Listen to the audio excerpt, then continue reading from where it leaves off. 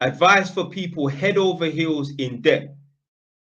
If you are head over heels in debt, you need to punish yourself. Okay? Not by way of physical violence on yourself. Not by way of physical violence on yourself. I know someone going to try to cut this up and try to say, oh, Jay, why is this promoting? No. You've lived a life of luxury to some degree.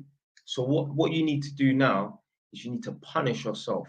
Every single luxurious item and that, or any little fun, listen, none of that bullshit. That all needs to stop. Bare minimum basics. No going out to restaurants, nothing. Home cook everything. No going out to the club. No going on holidays for 5-6 years. Nothing.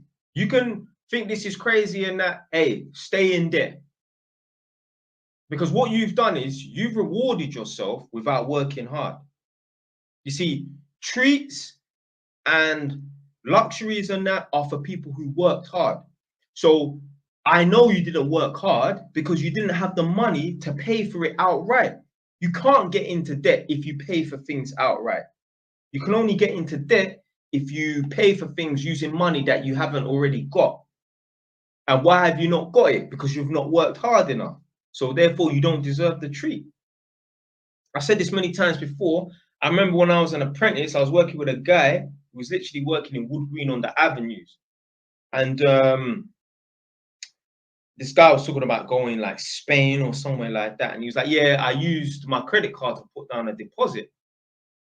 So I said, why did you use your credit card to put down a deposit? Why didn't you just pay for it outright in cash furthermore? He's like, oh, because I didn't have the money for the deposit. Why the fuck you going then? Why are you going on holiday? You haven't worked hard enough. You haven't saved enough to pay for that holiday. So therefore, you don't deserve that holiday. You see, I only buy things that I've got in cash, apart from properties and that. Yeah. So I'll make sure I work for it first. Yeah. And then I'll go and, you know, indulge in the luxury items and that. And you know what? Maybe you can take out some things on finance and that. But you need to limit the amount of things you take out on finance. You see, this person here who's head over heels in debt, they didn't just take out one thing on finance. No, they took out a lot of things on finance, and then they also use their credit card for other things. So yeah, you can take out 1 or 2 things on finance as long as you know in the future you can manage those debts and that, or manage those monthly payments and that. But that's not what that guy did.